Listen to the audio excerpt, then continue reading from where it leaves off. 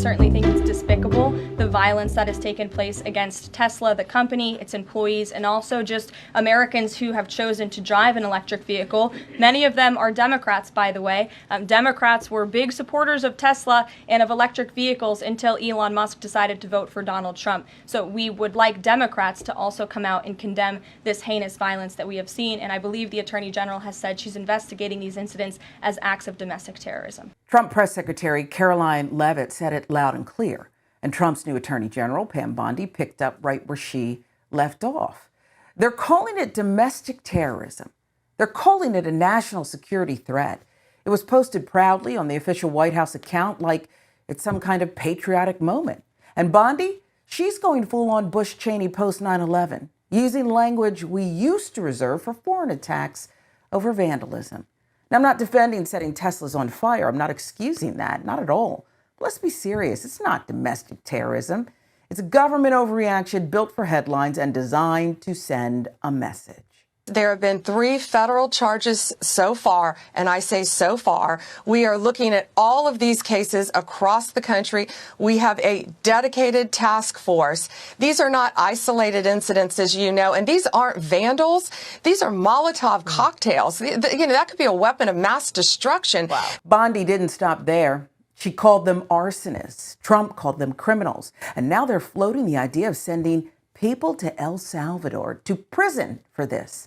So we're skipping due process, skipping the law, jumping straight to ship them out over spray paint and vandalism. That's not about crime. That's not about justice. That's authoritarianism. And just in case you thought it was just Bondi popping off, MAGA is in lockstep. They want to make examples out of protesters, not just for what they did, but for daring to go after someone like Elon Musk. It's not about Teslas. It's about protecting the oligarch class by criminalizing dissent. And people need to know that 3 people in custody right now, they will receive severe and swift consequences, and they are facing up to 20 years in prison. We are not negotiating these. We are not coming off these charges. We are looking at everything, especially if this is a concerted effort. This is domestic terrorism. And if there's one thing MAGA knows how to do, it's giving their base what they want. Big, cinematic, meme-worthy stunts that frame their political enemies as the dangerous other. That's what this is. Propaganda isn't just about punishment, it's about power. These meme-style edits, the glossy videos, the slow-motion shots, they're not meant to inform, they're meant to evoke rage. And once the base is locked in emotionally, it becomes that much easier to justify extreme measures. It's like watching an ad campaign for fascism, one 30-second post at a time.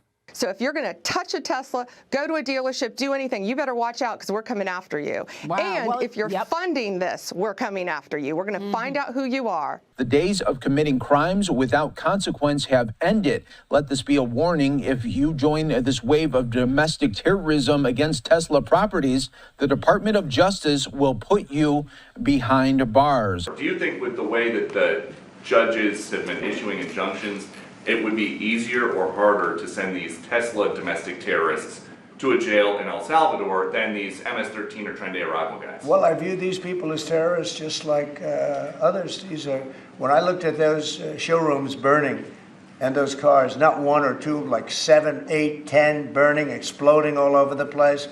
These are terrorists. You didn't have that on January 6th, I can tell you. You didn't have anything like that on January 6th. These are terrorists, and that's an organized event. You know, take a look at their signs. Take a look. They're all made by the same sign company. A nice, expensive job. Now, these are the people that finance it are, in my opinion, in just as big a trouble as the people that are setting the match and setting the fires. And who's in charge of this messaging machine? Look no further than people like Trump's new border czar, Tom Homan. The guy who helped design the family separation policy, and of course, Steve Bannon, who's practically drooling at the chance to bring back mass deportation. These men aren't new to this. They've been building toward it for years, and they don't care who gets swept up in the dragnet. If you look like the wrong kind of person, if your skin tone or your accent or your zip code makes you a target, you're fair game. They're not trying to fix the system. They're trying to weaponize it. Do you think the Democrats are inciting this violence? Well, it sure seems that way, and I think Pam is right. If you do something wrong, if you're involved in firebombing these Teslas and going after these dealerships, there should be real consequences, because that's a crime. That is wrong, and it sure looks like domestic terrorism to me as well, and I think the country appreciates that. I think the bigger takeaway for the American people is just how crazy the Democrats have become. I mean, I think this is really now a divide between crazy on the Democrat side, with the left that controls their party, and common sense, as President Trump always says about Republicans. We're the party of common sense. I think everybody should just get over it and realize what's really going on here. This guy is an American hero. He's an incredible entrepreneur, great executional skills, and everybody burns his cars. I'd like to see them in prison as terrorists. They can treat this as domestic terrorism, but I would also like to see the FBI and Justice Department track where the money is coming from to fund these attacks. And if they are coordinated in any way and funded from one or two large sources, you are potentially looking at RICO charges. It's horrible. It's beyond horrible what the left is doing. And at the end of the day, they're attacking all Americans, and this needs to end. And let's be honest about what that kind of dehumanization creates. When you tell people that immigrants are dangerous, that protesters are terrorists, that anyone stepping out of line is a threat to national security, it clears the runway for cruelty. You're no longer debating policy, you're creating villains. And that's why we're seeing things like migrants being abandoned in the desert or kicked off buses without food or water. That's why children are still being locked in facilities. It's all part of the same playbook.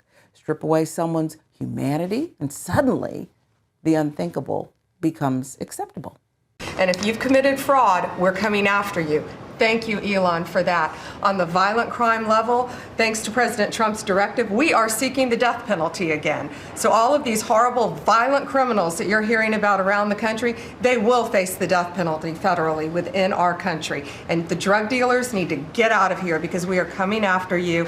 We're going to have 94 great U.S. attorneys around this country, and everyone will be prosecuted to the fullest extent of the law.